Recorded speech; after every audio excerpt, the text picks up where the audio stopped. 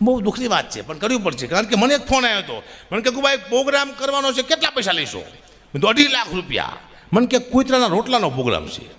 મેં તો હું એમ જો નહીં કહી કે જે પૈસા ડાયરામાં ભેગા થાય છે ને રોટલા કરીને કૂતરાને નાખવાના છે. તો મેં તો 2.5 લાખ રૂપિયા આપજો. મને કે ગુબા તમને કૂતરામાં ખબર ન પડતી શું કે? મેં તો કેમ? શું 2.5 લાખ રૂપિયા કે? કંઈ બોલતા નહીં, 51,000 રૂપિયા આપજો ગુબા, એટલું કૂતરાનું માન રાખો કે. કાંઈ વાંધો નહીં કીધું.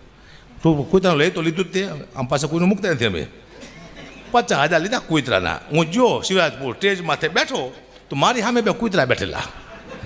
તો એક કૂતરાએ બીજા કૂતરાને પૂછ્યું કે તું આ લાંબા વારવાળીને ઓળખે? તે બીજો કૂતરો કે હા. કે આ કોણ છે? કે આપણામાં જે ભાગ પડાવવા માટે આવ્યો એ આ સાલો, આપણે 50,000 લઈ જો એ. પછી મને 50 રૂપિયા આપ્યા. તે 50,000 રૂપિયા આપ્યા એટલે હું ઘઉં, ખાંડ, તેલ, ચોખા, ગોળ આવું લાવીને મેં ઘરે આપ્યું. પણ 15 દિવસ સુધી હું મારા પરિવારને બાજ્યો બહુ. એટલે મારું પરિવાર ભાવ કેમ કૂતરા જેવો થઈ ગયો છે?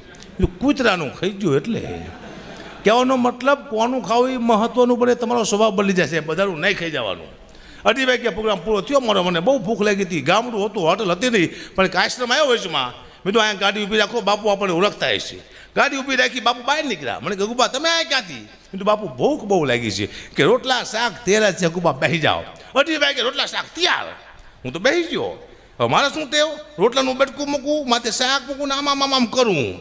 તે બાપુ મને કહે તમે શું કરો? મેં તો કૂતરાના ભાગનું કાઢું છું.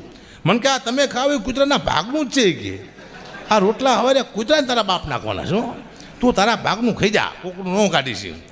પછી મેં નક્કી કર્યું હું કોઈ દી કૂતરાના પ્રોગ્રામ નહીં કરું. ચાલો આવા 6-7 પ્રોગ્રામ કરું, હારો મને તો હડકવા હાલે.